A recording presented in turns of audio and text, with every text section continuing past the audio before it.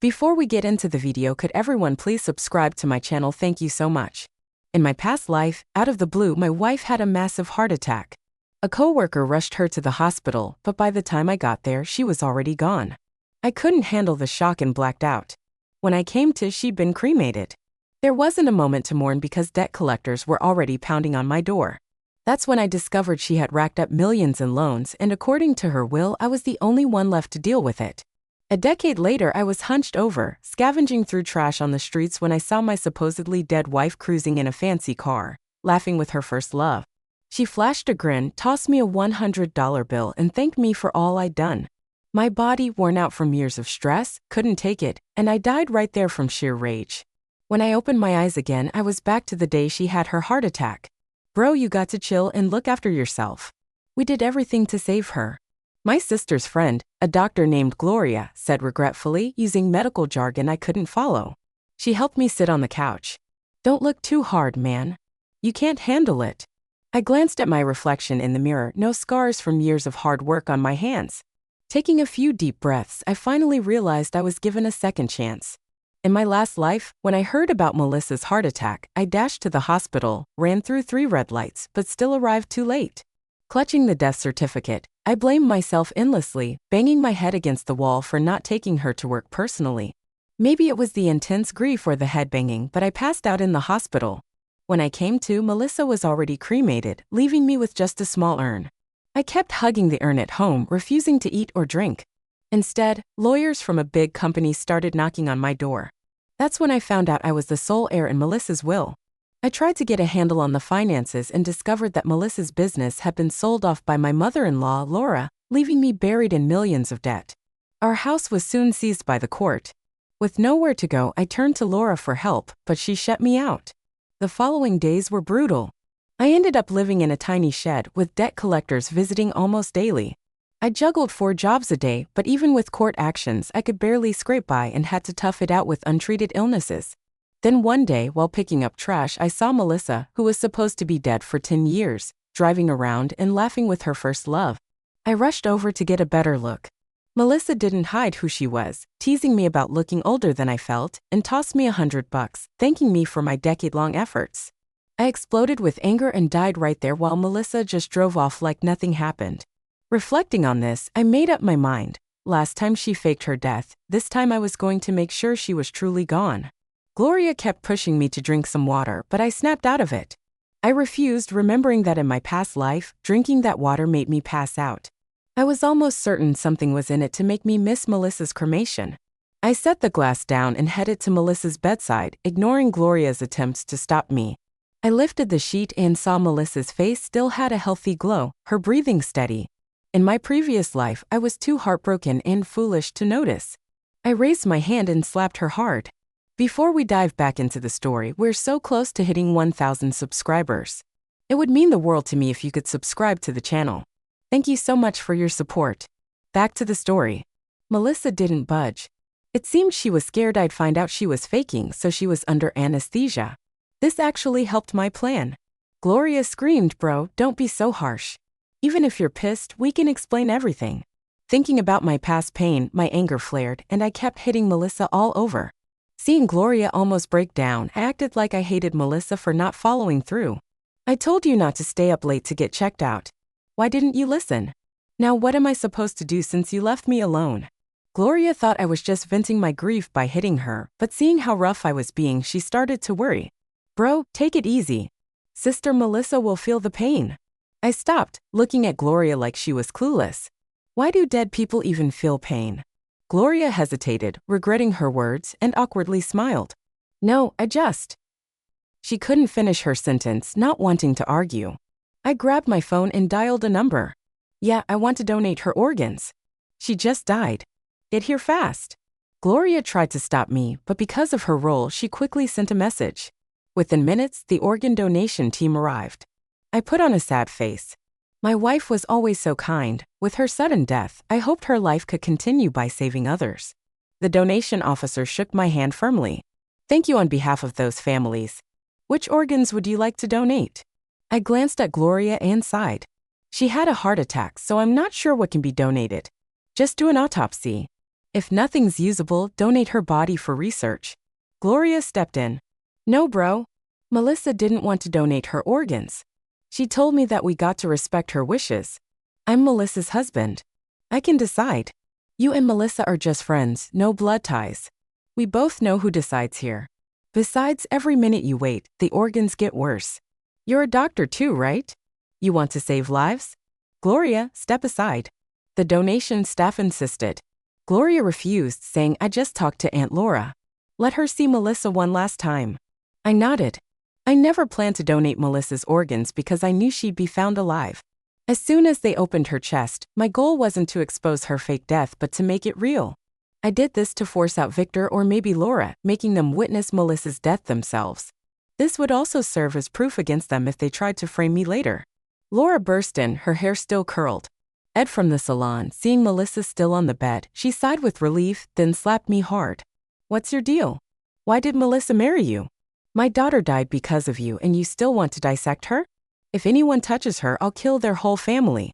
Laura forcefully chased the donation team away. No donations. Let someone else handle it. The staff left reluctantly. Gloria sighed and covered Melissa with a white cloth. Laura sat down, cursing me. You worthless jerk.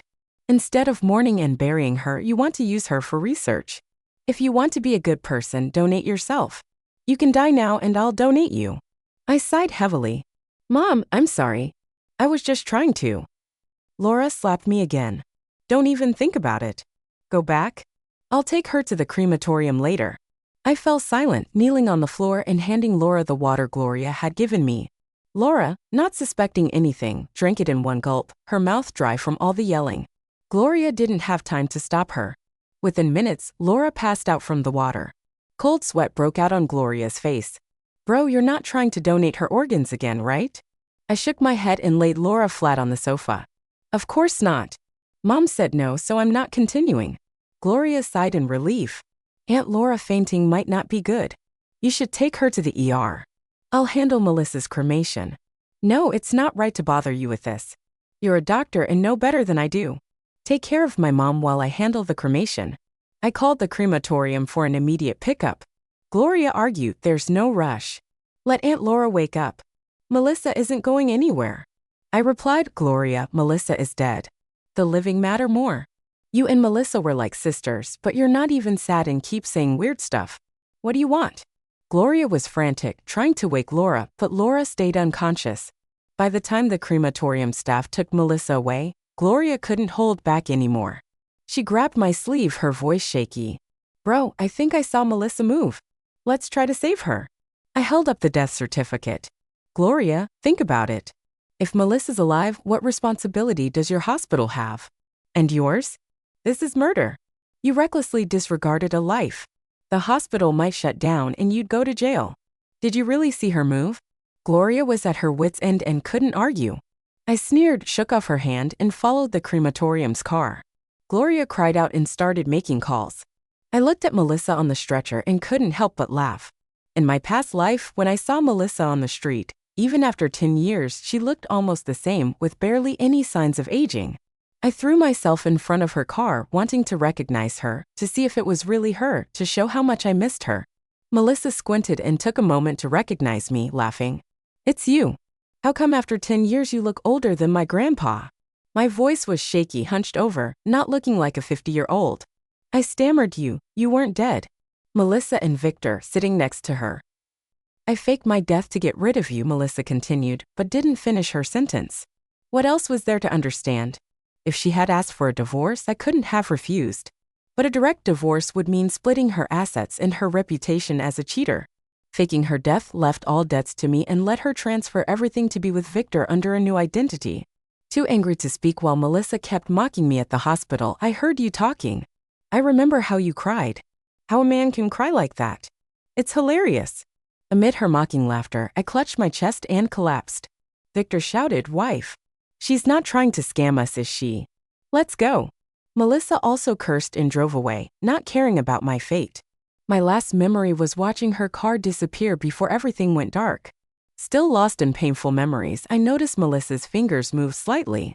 It looked like she realized she was about to be cremated and the anesthesia was wearing off. I urged the driver to speed up. Driver, hurry up.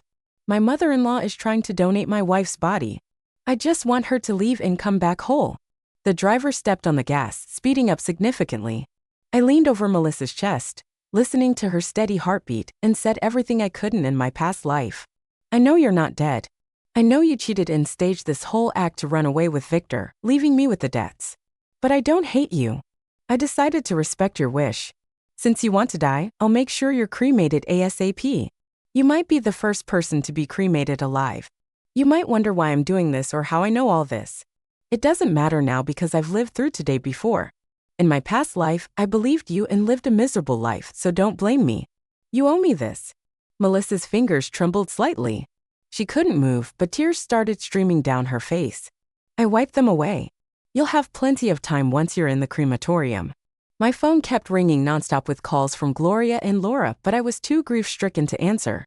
Thanks to the driver's speed, we reached the crematorium in 20 minutes, usually a half-hour trip.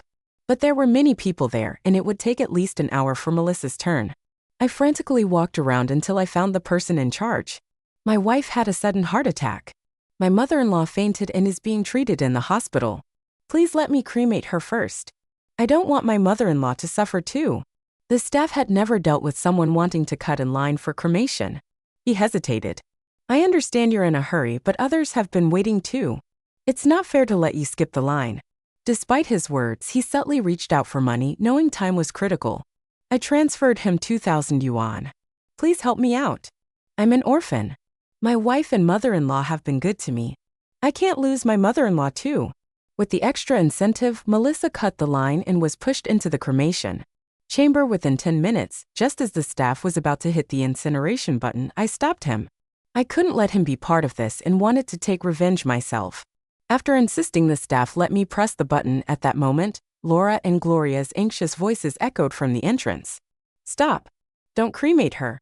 Laura, possibly still dazed or in shock, collapsed at the entrance. Stop. Bring my daughter out. Gloria grabbed my hand as I was about to press the button. Bro, wait. Aunt Laura has something to say to Melissa. Laura, panting heavily, shouted, Get out. I won't let you cremate my daughter. I'll do it myself. You take her out. At this critical moment, they still wanted to continue their fake death plan. I knelt down, speaking sorrowfully, Mom, Melissa is gone. Let her rest in peace. I'm her husband. I won't leave. Our argument drew attention from many onlookers. The staff, puzzled, said, What kind of tragic play is this? The crematorium isn't a place for this nonsense. He then moved to press the button. Gloria and Laura, desperate, lunged forward to stop him, their faces twisted with fear. The staff, startled, instinctively stepped aside. Gloria and Laura, unable to halt their momentum, fell onto the button, and flames instantly engulfed Melissa. Ah! Ah! Two screams echoed, and everyone looked at Gloria and Laura, but I kept my eyes on Melissa inside the crematorium. The anesthesia on Melissa must have completely worn off. I vaguely saw her mouth open and her hand stretch out, but the noise outside was too loud for anyone to notice. After a minute, everyone turned back to look at the crematorium. The staff pointed in amazement, whispering, This is the first time I've seen a hand reach out so high. It really looks like a living person. Usually, there's only a slight muscle reaction. It's a good thing it's daytime, otherwise I'd think it was a ghost. I wiped away non-existent tears and tried to keep my composure. My wife loved her mother-in-law the most.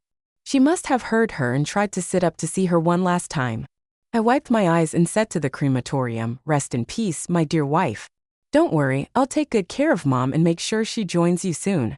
As I spoke, Melissa's hand fell back down, seemingly dead for good. I breathed a sigh of relief, feeling the suffering from my past life vanish. Gloria, ignoring the collapsed Laura, stumbled over and was horrified by what she saw inside the crematorium. She desperately pressed the incineration button. Why won't the fire stop? Put it out. The staff, seeing such a distressed family member for the first time, quickly pushed Gloria aside. We understand you're grieving, but the dead can't come back to life. Acting like this won't bring her peace. That's right, and this is an automated crematorium. Once it starts, it has to burn completely before it can be opened. Please calm down. Gloria, pale as a ghost, collapsed onto the floor, muttering it's over. It's all over. Then she looked at me. Bro, why didn't you answer your phone when we called? I sighed. I was too distraught to answer any calls. All I could think about was what to do now that Melissa was gone. Besides, cremating after death is normal. Why were you trying to stop it? Laura crawled to my feet. You bastard. You killed my daughter. Give me back my daughter's life. I sighed again but didn't help Laura up. Instead, I held up the death certificate. Mom, I know you're upset, but Melissa's death has nothing to do with me. She died of a sudden heart attack, not because of anything I did. If you don't believe me, ask Gloria. She tried to save Melissa and issued the death certificate. Isn't that right, Gloria? I turned to look at Gloria. She was speechless. Should she say Melissa wasn't dead? Then how did the death certificate come about? If she said Melissa was dead, Laura wouldn't believe it. Seeing my point, Laura suddenly grabbed Gloria's throat. You killed my daughter. She was alive and you issued a death certificate. Now she's been cremated. This is all your fault. In shock, I covered my mouth. What, Mom? What are you saying? Melissa wasn't dead? I quickly turned to look at Melissa. She was still being cremated. No wonder I thought I saw her fingers move when she entered the crematorium. I thought it was just my imagination. I couldn't believe it was real. Upon hearing my words, Gloria desperately pulled her hair and, after much mental preparation, finally spoke. It's true. Melissa isn't dead. She was just anesthetized. If you had waited a few more minutes, she would have woken up. I still felt the need to escalate things. What are you saying? Melissa was cremated alive and conscious? This was horrifying and everyone present was stunned. The staff's faces turned pale. No wonder. Just as I started the fire, she reached out her hand. My God, this is murder. Hearing this, Laura rolled her eyes and fainted. I quickly reacted, slapping Gloria across the face. Gloria, are you insane? How can you joke about something like this? My wife is dead and you're making up lies. Gloria, shocked by the slap, stammered, I'm not lying. I sneered, not lying? Then tell me, why was my wife anesthetized? Why did you issue a death certificate? If you're going to lie, at least make it plausible. Gloria didn't know how to explain, and the staff, thinking she was joking, went back to their work as Melissa's cremation concluded. I angrily left the crematorium with her ashes. Before leaving, I told Gloria, you scared Mom into fainting for no reason. Take her to the hospital. It wasn't that I didn't want to stay and see Laura's reaction when she woke up, but I had more important things to handle. I placed Melissa's ashes prominently in the living room and quickly contacted a lawyer to start the process of inheriting Melissa's company and estate. In my past life, I was too grief-stricken by the time I realized the company was gone. If I didn't act fast this time, Laura would surely seize control once she woke up. I couldn't waste this second chance. After completing the paperwork, I thought about the millions in debt. Knowing Melissa, she would. I shouldn't have given all that money to Victor or Laura, but I checked and there was no such money in her name. She must have hidden it. Following Melissa's spending records, I found a garage she'd rented at the address. I discovered hidden cash. I quickly contacted the bank and loan companies, paying off part of the interest and settling the loans. With everything done, I lay on the sofa with a glass of red wine, smiling at Melissa's photo on the wall. Thank you, dear wife. Now I have money, a house, and a company with no debts. I'll live a carefree life, even better than in your past life. I drank heavily and fell asleep on the sofa. The next morning, I was awakened by a knock on the door. Rubbing my aching head, I opened it to see Gloria and Laura, accompanied by a man who looked a few years older. It was Victor, looking pissed and holding a 6 or 7-year-old boy who resembled Melissa. Was this a child born before our marriage? No wonder Melissa refused to have kids after we wed. She already had one with her first love. The three of them looked sorrowful, with dark circles under their eyes from sleepless nights, followed by a few police officers. Laura walked into the house, pointing at me. Officer, this man cremated my daughter alive. Arrest him and cremate him too so he knows what it feels like. I had seen this drama coming but didn't expect it so fast. I sighed. Mom, can you stop making jokes? I took out the death certificate. Officer, this is my wife's death certificate. My mom couldn't handle the loss and might have some mental issues. The officer examined the certificate. This seems fine. I sighed again. My wife and I were married for 3 years and our relationship was strong. When she passed, I didn't want her body to decay, so I cremated her immediately. Was that wrong? Laura clutched her chest. You're lying. My daughter despised you long ago. If Victor hadn't been unable to divorce back then, Melissa would never have married you out of spite. You did it on purpose. You cremated her just to get her inheritance and company. I confirmed it with the company yesterday. What else do you have to say?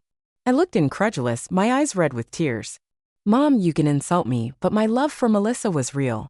If we had no feelings for each other, why would she make me the sole heir of her estate? Laura couldn't refute this, so I continued. You say Melissa was still alive? How could such a big hospital fail to determine if someone is dead or alive? Gloria told me herself that Melissa was brain dead and her heart had stopped. What living person is like that? Laura signaled Gloria to speak, but Gloria kept her head down. It made sense. If she admitted the death certificate was fake, the consequences would be severe. It was better to stick with the lie. The situation was deadlocked. Victor tugged on Laura's sleeve and she stopped talking. He's right. Melissa wasn't dead. I'm Melissa's boyfriend. We broke up years ago due to a misunderstanding and she married you out of spite. I recently got divorced and I came with my child to find Melissa. She realized she still loved me and wanted to fake her death to leave you, but you cremated her. Victor hesitated. Don't blame Melissa. She didn't do it to hurt you. She was a kind person. Now that Melissa is gone, we just hope you can accept this child and give him the inheritance he deserves. I took a sip of water and mimicked Laura's tone. You're lying. Then I said, Mom, I know you didn't get along with Melissa. She didn't leave you anything in her will, so you brought this child to frame Melissa and claim her inheritance, didn't you? Laura was almost driven to madness by my words, but for the sake of money she held back. You're lying. I got along well with Melissa. This is her child. I'm absolutely sure. I took out Melissa's will. Mom, why are you lying? If you got along well with Melissa, why isn't your name in her will? Why did she leave everything to me? Laura was speechless. Victor hesitated. He couldn't exactly say that Melissa made me her heir to saddle me with debts. I glanced at the child standing behind Victor and smirked inwardly. So that's why my wife, who pretended to be good for 3 years, suddenly stopped because her first son came back. However, I didn't feel sad since I'd already died once. I said calmly, you claim this child as Melissa's, then provide evidence, like a legally recognized paternity test or a birth certificate. Victor and Laura were taken aback. There's no paternity test because the child was born at home, so there's no birth certificate, but he is Melissa's child. I waved my hand. Officer, do you see what's happening here? They know my wife has been cremated and brought a child to claim the inheritance. They even falsely accuse me of creating my wife alive. Their statements are completely contradictory. Laura, anxious, said, I can take a DNA test with the child to prove I'm his grandmother, which would indirectly prove he's Melissa's child. The officer shook his head. That won't suffice. It only proves you're related to the child, but it doesn't establish Melissa's relation to the child. Even if it did, it wouldn't prove Melissa was your only child. I held back my laughter. Part of the reason I insisted on cremating Melissa quickly was to avoid such situations. It turned out to be the right move. Laura and Victor exchanged glances, and Victor gritted his teeth. It doesn't matter whose child it is. Melissa wasn't dead, you cremated her alive. He's a murderer. He can't inherit Melissa's estate. Victor was right about that, but he needed to prove I was a murderer first. I suddenly looked at Gloria. Gloria, tell us, was Melissa dead or alive? You're a doctor with a family. Think carefully before you speak. You might not remember, but I do. It was you and Mom who pressed the incineration button. If Melissa was alive, then you're murderers too. I turned their actions of trying to stop the cremation into pressing the button on purpose. Laura didn't even have time to call me a liar. Gloria gritted her teeth. In Laura and Victor's gaze, she was really dead. I breathed a sigh of relief, but Victor raised his phone. I suspected you'd lie, so I brought evidence. Victor played a video on his phone showing him, Melissa, Gloria, and Laura sitting on a couch discussing the fake death plan. Melissa's voice, as annoying as in my past life, came from the phone. I'll get anesthetized. You find a way to knock out my husband and tell him I've been cremated. I'll give you $1 million once it's done. The video wasn't complete and didn't include the part where they discussed making me shoulder the debts. Gloria crouched down, at a loss for words. I didn't know. Victor seemed relieved I wasn't lying. You killed Melissa, so you should go to jail. The inheritance should go to Auntie. I acted frightened and didn't speak, brewing my emotions to appear genuinely sad, not pretending. Officer, I want to report them. These 3 planned my wife's fake death without telling me. I was devastated and didn't know she was alive. I pointed at Gloria and Laura. They knew I planned to donate my wife's organs and cremate her, but they didn't tell me she wasn't dead. They did it on purpose, so I unknowingly cremated my wife and then came to claim the inheritance. I asked Laura and Victor. I knew my wife had passed away, so I followed the normal procedure to cremate her. Was that wrong? Clearly it wasn't. They hadn't expected me to speak so clearly. They thought I'd break down upon learning the truth and be easily manipulated. But I had already died once. I was no longer the naive and foolish person I was in my past life. From the moment I woke up, I knew exactly how to handle each step ahead. With a choked voice, I continued. I wanted to donate her organs. Mom, you were there. Why didn't you tell me the truth? When you refused, if it was just about a divorce, why wouldn't I agree? You deceived Melissa, made her believe your lies, and chose to fake her death. Then you deliberately cremated Melissa, making me the villain who sent his own wife to the crematorium. How cruel can you be? Laura stammered. Melissa insisted that you must believe it, so I had to stop the organ donation and couldn't tell you the truth. I took out my phone. Then what about this? You called me on my way to the crematorium, proving you knew I was going to cremate Melissa. I was too heartbroken to answer, but why didn't you send a message? When I got to the crematorium, Melissa hadn't been cremated yet. Why didn't you tell me the truth then? Instead, you caused a scene and pressed the incineration button yourselves. Laura and Gloria were speechless, but I knew they thought they had time. They believed they could distract me at the crematorium and still succeed. Desperation breeds bold moves. This drama ended without a conclusion, with each side standing firm. The police took us all to the station for temporary detention pending investigation. After a few days of investigation, the police found out that I was indeed a simple husband unaware of Melissa's affair. I never questioned Melissa's business trips, social engagements, or checked her phone. Neighbors, friends, and colleagues confirmed we were a loving couple with no signs of discord. Home surveillance showed no arguments between us. The police couldn't know I'd been reborn based on the evidence. How could such a loving husband kill his wife? Laura, Gloria, and Victor's statements were full of holes. They had countless opportunities to tell me Melissa wasn't dead, but waited until after the cremation, especially Gloria and Laura, who saw Melissa enter the crematorium but still didn't speak up. Even pressing the button themselves, they claimed it was unintentional, but who would believe that? Not only that, the initial fake death incident was already extremely alarming. So the investigation concluded that I was an innocent grieving husband while the other three were charged with attempted murder. 6 months later, they were found guilty and sentenced to life imprisonment. Laura wasn't so lucky. She died of a heart attack upon hearing her sentence. Gloria's husband divorced her and left with their children, devastated by her actions. Rumor has it Gloria attempted suicide several times in prison but failed each time. As for Victor, he contacted me several times, begging me to visit him in prison. When I ignored him, he started writing letters, pleading with me to raise the child for Melissa's sake. I sent him a letter back informing him that the child had been sent to an orphanage. I'm no saint. I couldn't raise the child of someone who conspired to kill my wife.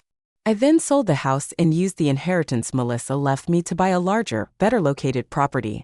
I kept Melissa's ashes with me, believing that if there is an afterlife, she would see how happy I am now.